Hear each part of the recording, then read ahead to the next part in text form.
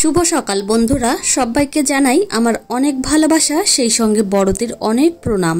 আশা করছি তোমরা খুব ভালো আছো আর যে যেখানেই আছো ঈশ্বরের আশীর্বাদে সুস্থ আছো। আজ হলো মে মাসের ৮ তারিখ, বুধবার। ঘড়িতে সময় এখন সকাল 10:30। তোমাদের সঙ্গে নিয়েই আজকের ব্লগটি এখন থেকেই শুরু করছি। তো এই যে এখন টেবিলটা পরিষ্কার করে নিচ্ছি।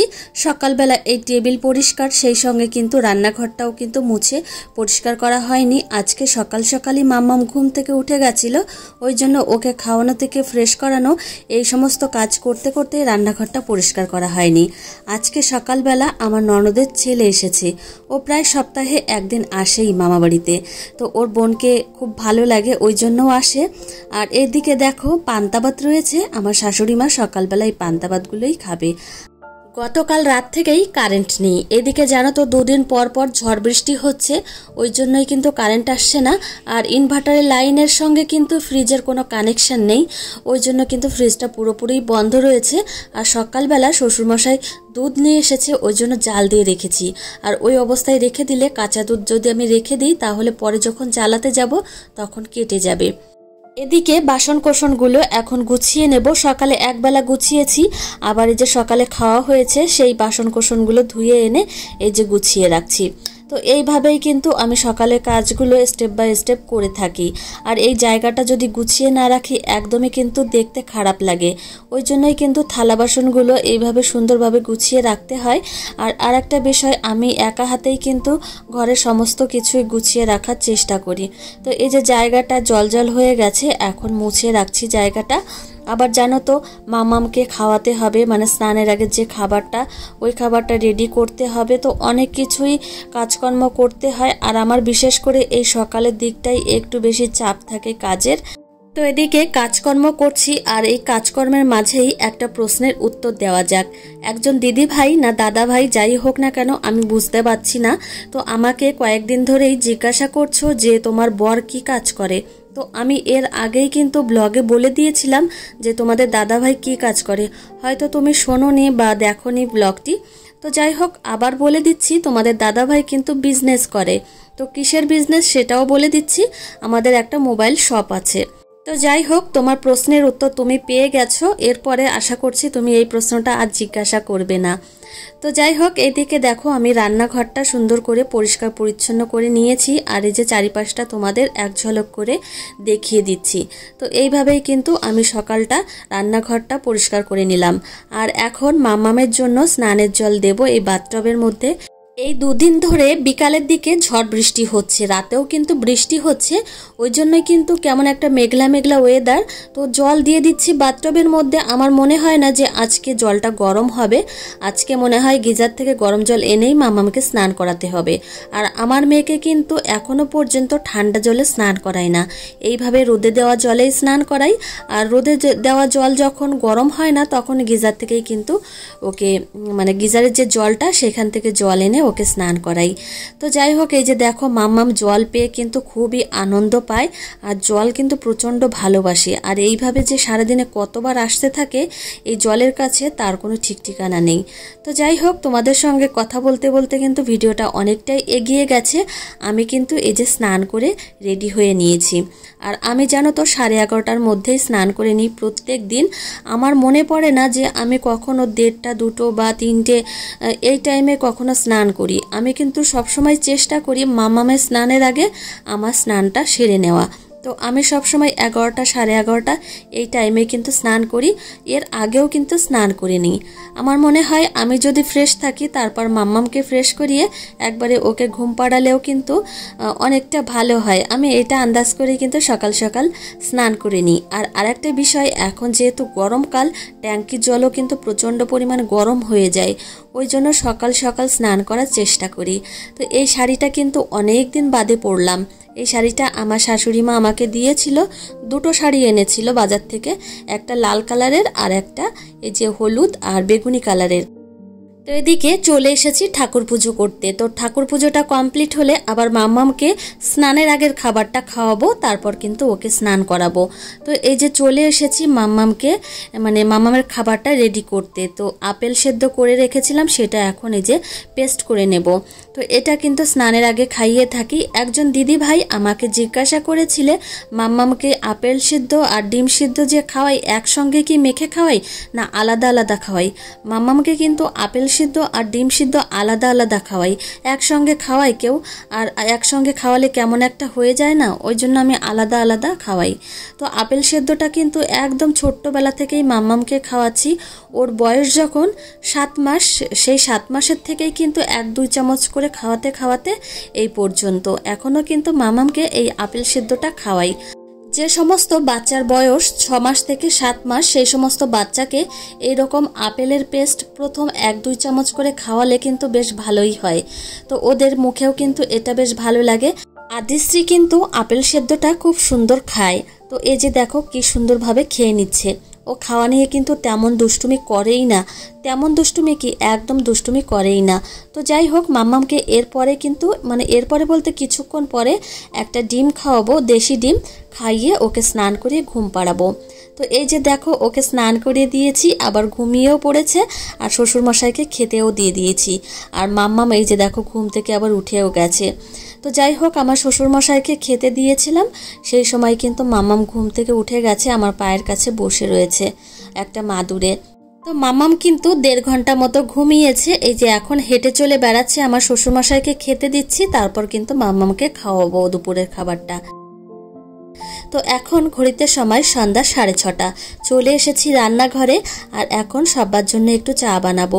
আমাদের বাড়িতে এই যে বলেছি যে সকালবেলা আর সন্ধ্যাবেলা এই 2 টাইমে কিন্তু চা বানাতেই হবে। আর র চা মানেই আদা চা, আদা ছাড়া চা কেউ খেতেই চায় না। তো এই যে আদা দিয়ে দিয়েছি, এখন চা পাতা দিয়ে দেব। তো এইভাবেই কিন্তু চা বানাতে হয় আমাদের বাড়িতে। আর একটা বিষয়, আমার শ্বশুরমশাইকে কিন্তু আগেই চা দিয়ে এসেছি, এখন আমাদের জন্য এই যে চিনি দিয়ে চা বানাচ্ছি। তো এখন এই যে চা দেখো হয়ে গেছে, আর লিকারটা না একটু বেশি হয়ে গেছে, আর চায়ের লিকার বেশি হয়ে গেলে আমার একদমই পছন্দ হয় না। তো যাই হোক হয়ে গেছে, ফেলে তো আর দিতে পারবো না, সবাই মিলে এখন খাবো। প্রথম কাপটা আমার, মাঝেরটা আমার শাশুড়ি মা, তারপরেরটা তোমাদের দাদা ভাইয়ের। তো চা খেয়ে এই যে এখন ঘরটা গুছিয়ে নেব। তো ঘরটা না এই সন্ধ্যার দিকে আমি একটু গুছিয়ে থাকি, সকালের দিকে একটু গোছাই আর সন্ধ্যার দিকে। তো দুপুরে যে জামা কাপড়গুলো শুকায় সেগুলো একবারে সন্ধ্যার দিকে ভাঁজ করে সুন্দরভাবে ঘরটা গুছিয়ে নিই। তো এইভাবেই কিন্তু স্টেপ বাই স্টেপ আমি কাজ করে থাকি। তো যাই হোক আমার মেয়ে কিন্তু রয়েছে ওর ঠাম্মির ঘরে। সন্ধ্যার সময় কিন্তু টুকটাক অনেক কাজই থাকে, ওই যে সন্ধ্যা প্রদীপ থেকে শুরু করে চা বানানো, সেই সঙ্গে মেয়েকে খাওয়ানো, এই যে ঘরটা গোছানো। তো এই সমস্ত কাজের পরেও 2 ঘন্টা হাতে সময় পাই। তো ওই 2 ঘন্টার মধ্যেই কিন্তু আমি চেষ্টা করি এডিটিংয়ের কাজগুলো করার। কিন্তু আমার মেয়ে এমন দুষ্টুমি হয়েছে, তো ওর ঠাম্মির কাছে যদি রেখে আসি ভারী জোর হলে 10 মিনিট থাকবে, তারপরে কিন্তু চলে আসে। আর আমি দরজা বন্ধ করে রাখলে দরজার বাইরে থেকে এত পরিমাণে ধাক্কাবে, তো আমি এই ঘরের মধ্যে বসে এডিটিংয়ের কাজগুলো করতেই পারি না। তো এই হচ্ছে এক সমস্যা, এডিটিং নিয়ে প্রচুর সমস্যা হচ্ছে এখন। তো একটা বিষয় হয়েছে, ওই দুপুরবেলা যখন ঘুমোই সেই টাইমটায় আমি চেষ্টা করি ভয়েসটা দেওয়ার। আর জানো তো ভয়েস তো সবসময় সব জায়গায় দেওয়া যায় না, আর যখন একটু নিস্তব্ধ থাকে, ফাঁকা ঘর থাকে, তখনই কিন্তু এই ভয়েসের কাজগুলো করতে হয়। তো এই নিয়ে হয়েছে এক সমস্যা। অন্য এডিটিংয়ের কাজগুলো তো ঠিকঠাকভাবে করা যায়, কিন্তু এই ভয়েসটা নিয়েই একটা সমস্যা হয়ে দাঁড়িয়েছে।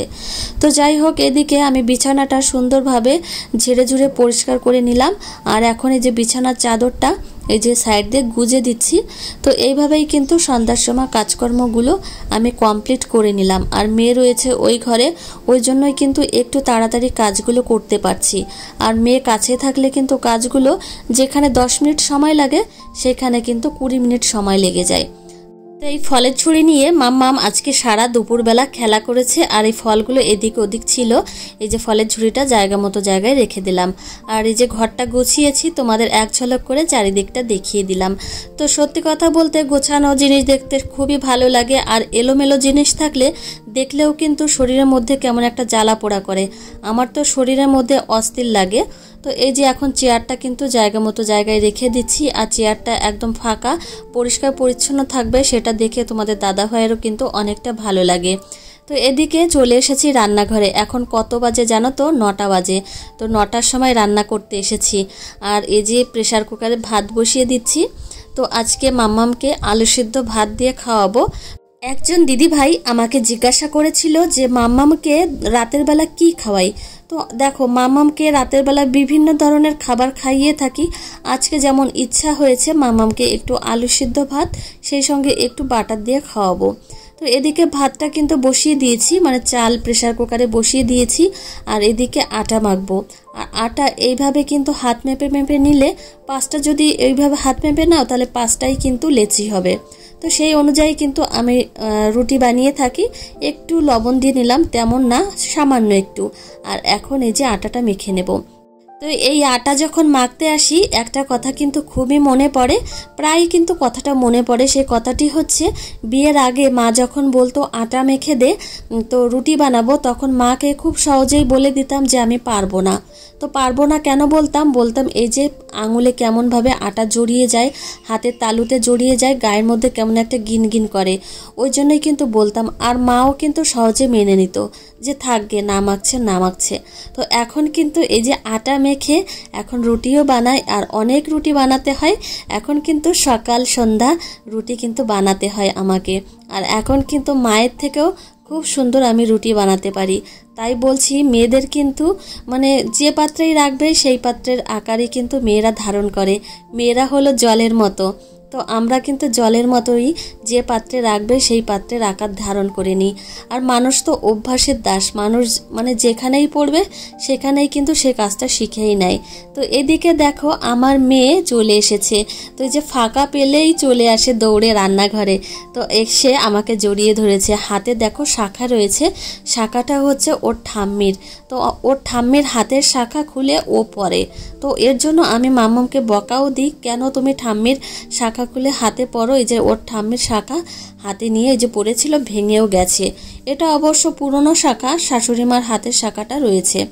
তো এদিকে রান্না বান্না কিন্তু হয়ে গেছে, আর কিছু বাসন কোসন ছিল এই যে ধুয়ে ট্রেটার মধ্যে এখন রেখে দিচ্ছি। তো এগুলো সন্ধ্যার সময় মানে চা খেয়েছিলাম, সেই কাপগুলো এই যে ধুয়ে এখন রাখছি। তো এইভাবেই কিন্তু সকাল থেকে শুরু করে রাত পর্যন্ত কাজগুলো স্টেপ বাই স্টেপ করে নিলাম। আজকে তোমাদের দাদা ভাই রাত্রেবেলা কি কি বাজার করে এনেছে চলো তোমাদের সঙ্গে একটু শেয়ার করি। এই যে দেখো নিয়ে এসেছে টমেটো সস, সেই সঙ্গে পাস্তা, আর এই পাস্তাগুলো খেতে বেশ ভালো লাগে। আর সেই সঙ্গে এই যে সেমাই নিয়ে এসেছে, এই সেমাইগুলো খেতে আমার খুব ভালো লাগে। আর এই যে ময়দা নিয়ে এসেছে, তো ময়দা দিয়ে কিন্তু লুচি টুচি খেতে ইচ্ছা করে মাঝে মাঝে, ওই জন্য এনে রাখতে বললাম। আর সেই সঙ্গে সাদা তেল। তো এই যে এই বাজারগুলোই নিয়ে এসেছে। এই যে দেখো মাম্মাম ধরে টানাটানি করছে। তো আমি যে কাজই করব মাম্মামের কিন্তু সেই কাজই করতেই হবে। আর বাচ্চাদের তো এটা ধর্মই, যে কাজ দেখে সেটাই করতে চায়। তো মাম্মাম কিন্তু এখন ওর বাপির সঙ্গে একটু বল খেলছে। প্রত্যেক দিন রাত্রে যেদিন জেগে থাকে সেদিন কিন্তু এইভাবেই ওর বাপির সঙ্গে একটু খেলা করে। আর ওর বাপি কিন্তু তেমন একটা সময় পায় না মেয়েকে নিয়ে থাকবে বা মেয়েকে নিয়ে খেলা করবে, সব সময় কিন্তু কর্মব্যস্ততার মধ্যেই থাকে। আমার মনে হয় পুরুষ মানুষ একটু কর্মব্যস্ততার মধ্যেই থাকা ভালো। তো এদিকে দেখো মেয়ের সঙ্গে একটু খেলা করছে, আর মাম্মামকে রাতের পোশাকটাও পরিয়ে দিয়েছি। আর আজকে একটু ঠান্ডা ঠান্ডা ওয়েদার, ওই জন্য এই টপটা পরিয়ে দিয়েছি। তো যাই হোক, এখন মাম্মাকে ঘুম পাড়াতে হবে। সে বড় মা, কোনটা কি কি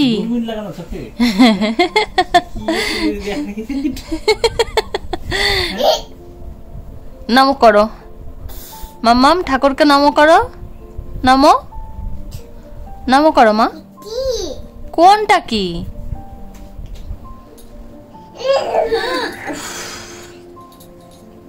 মাম্মাম এসো আমার কাছে, আমার কাছে এসো। হ্যাঁ শুয়ে পড়ো মা, শুয়ে পড়ো শুয়ে পড়ো শুয়ে পড়ো, চোখ বন্ধ করো।